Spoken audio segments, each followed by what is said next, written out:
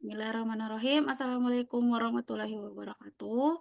Pertama-tama izin perkenalan, saya Syahri Abdalia dari kelas MC204.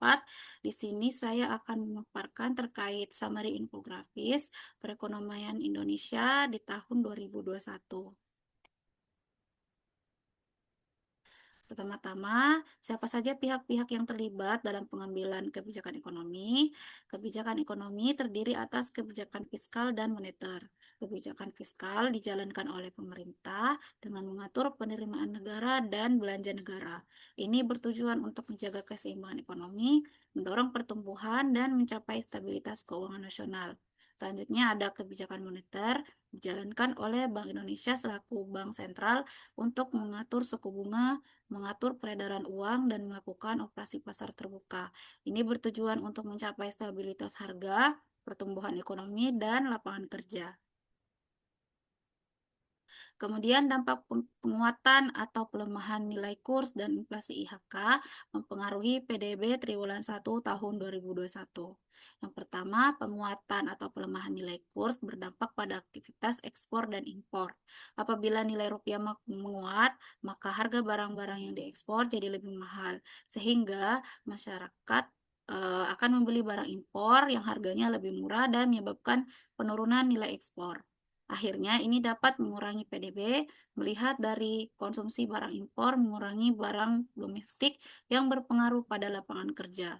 Sebaliknya, jika nilai tukar melemah, hal ini dapat mendorong kegiatan ekspor karena harga barang lebih murah dibanding harga impor.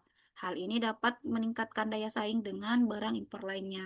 Karena kegiatan ekspor meningkat, maka dapat meningkatkan pula nilai net ekspor yang dapat mendorong PDB.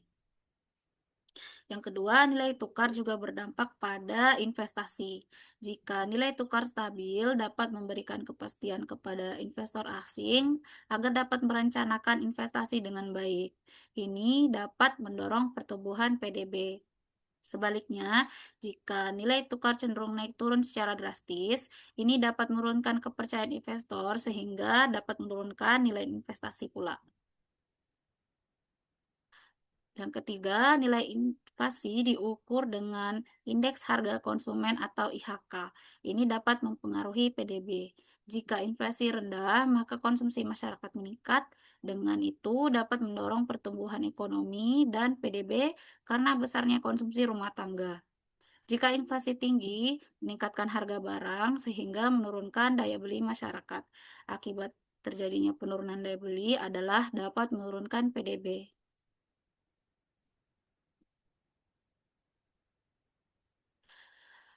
Berikut kondisi perekonomian makro Indonesia pada tahun 2021 di tengah pandemi COVID-19.